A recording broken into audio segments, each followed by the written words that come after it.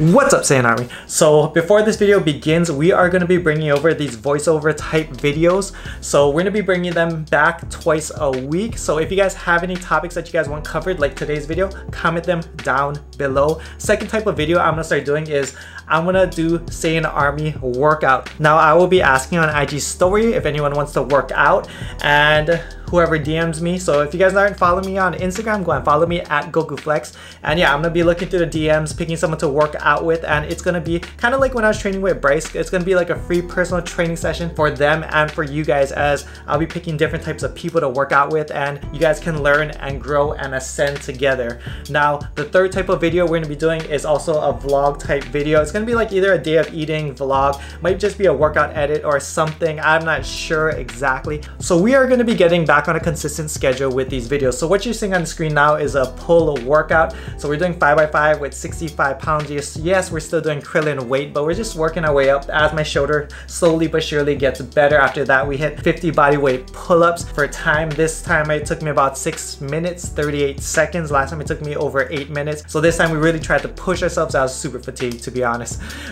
So anyways, let's get into the topic of today's video, and that is genetic potential. What is your genetic potential? Now, this is a question that I got asked a lot ever since I made my last video, the problem with aesthetics. I talked about a lot about genetic potential and whatnot. So today we're going to be bringing in the fat-free mass index. Now, what is a fat-free mass index? So basically, it's a study they did with elite athletes, some steroid users, some not, and combined with an analysis of 20 Mr. America contest winners from the 1939 to 1959 pre-steroid era. And it determined that a fat-free mass index of 25 is pretty much the upper threshold for any natural bodybuilder, and the average fat-free mass index is 19 for males. So I'm gonna link the calculator down below, so any of you guys want to calculate your fat-free mass index, feel free to. So what is mine right now? I'm a little over 170 pounds right now. I'm not exactly sure because I haven't been weighing myself a lot lately, but at about 170 pounds, I calculated myself at about 10% body fat. I'm 5'8", so that puts me at a 23.3 fat-free mass index, 22.7 adjusted. So that puts me in the superior category for my FFMI. So I also calculated what it would take to get me to the upper threshold, the elite 25 FFMI. So that would take 183 pounds at 10% body fat at 5'8" to get me to a 25 FFMI. So that's a 13 pounds of muscle added to this frame. Do I think I'll ever hit it? To be honest, no. I think I'll be absolutely lucky to hit 180 pounds. I'd be happy with anywhere in the high 170s. Now, again, this study was taken in 1939 to 1959, and bodybuilding was not popular back then. It did get really popular until Arnold stepped into the scene, which wasn't until 1970, so it wasn't until another 10 years later. And as you guys know, as the years go by, technology just gets better, you know, studies get better. Obviously, you know, we know a lot more today than we knew back then in 1939 to 1959. And as things get popularized, the freaks and outliers just come out of the woodworks and start destroying everyone's records. That's why, you know, records are broken every single year, because one, technology gets better, you know, studies get better, training gets better, and two, you know, as something gets more and more popular, more and more people are, you know, start lifting. You know, there's a lot more people lifting today than there was back then. So obviously this is an old study, which is why I think this study needs to be updated, and it's gonna just make me feel worse because they're probably gonna kick up the fat-free mass index, you know, at 25. They're gonna change it to a lot higher, and which makes me a lot lower, but it's all good. So what you guys can also do is whatever fat-free mass index you're at right now, you can plug in the numbers and find out where you would be at 25, just to have an idea. You know, like I said, it shouldn't be like the end goal, but it's just kind of cool to know where you'd be if you had superior genetics, or if you took your body to that level. And the reason why I think a lot of us will never hit our genetic limit is because I think everything just needs to be perfect. You have to start lifting from a young age. You have to lift consistently, eat consistently, and like, you got to be like a robot. Like, I don't think anyone's gonna ever hit their genetic limitations unless they like eat, sleep, and you know, bodybuilding is all they do. For me, I like to have a life. As you guys know, I'm training Muay Thai now. I haven't lately because of my shoulder issue, but I will be starting back again this week, and that's the reason why I don't think I'll ever hit, you know, 25 in the next 10 years, but it's all good. So the next question is, what keeps me going after seeing all these diminishing returns? Every single year you lift, the diminishing returns just get greater and greater. So, you know, we all go through that newbie gain phase. A lot of you guys were commenting about that on the last video, and I did too.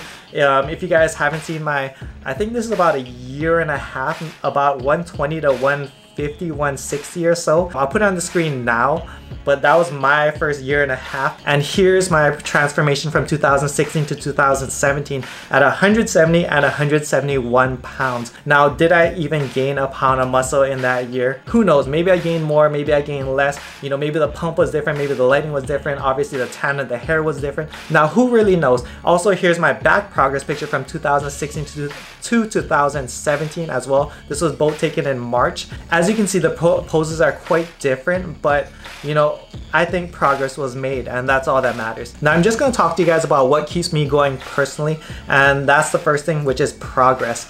And progress is just, you know, setting these short-term goals, long-term goals, just seeing the weight go up slowly but surely. As you guys know, I injured my shoulder, so now, you know, I'm increasing. Last week I did 60 pounds for the 5x5 with the neutral grip pull-ups. Even last week I did on the T-bar row, I only did 2 plates on 25 for sets of 10, 10, 8, 8, which was 4 sets. And this week I did it for 4 sets of 10, and that's progress. And that's really what keeps me going. That's one of the reasons why a lot of bodybuilders go into powerlifting.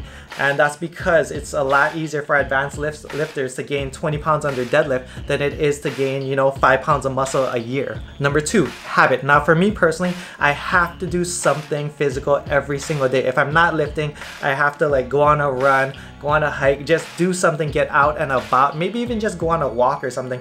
And that is just because I created that habit. Understand, you guys are all where you are today in life because of your habits and your mindset, and that's it. So for me, after lifting for 14 years, lifting is just a habit. Like, I hate taking days off. I hate resting. I can't go like, even 2 to 3 day break is a long time for me without lifting weights. And lifting, honestly, for me is a drug.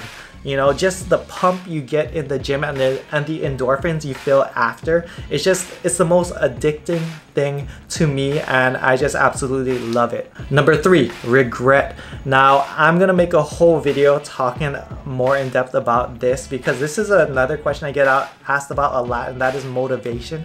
So regret of not doing more, of not being more. Now I remember reading an article about Ronnie about how he had to go through back surgery. This was like back last year, and they said one of the reasons was because he squatted 800 pounds. And Ronnie said, yes, if I had the chance to do it all over again, I would change one thing, and that is when I squatted that 800 pounds, I would do 4 reps instead of 2. That is my only regret in my career. Those 2 reps I did still haunt me today because I know I had 4 in me, but the coward in me only did 2. That is my only regret, and I flippin' love that. You know, no, I'm not telling you guys to go to Snap City, go and break your back, go and even attempt to squat that kind of weight, but I just love the mindset behind it of how he just wanted to push his body to its limit. Obviously, Ronnie was one of the most popular, or one of the greatest bodybuilders of all time. Whether you like him or not, he won, you know, as much Olympias as Arnold did. And I just love that. I love the fact that he's all about pushing it, all about ascending, you know, all about taking it to that next level. So that's the end of the video. If you guys aren't where you want to be, then keep on going. If you never quit, never stop, and stay consistent, you'll eventually get there. It doesn't matter how long it takes, you will get there. And I'll see you guys in the next video. Much love, strength and honor. Aloha.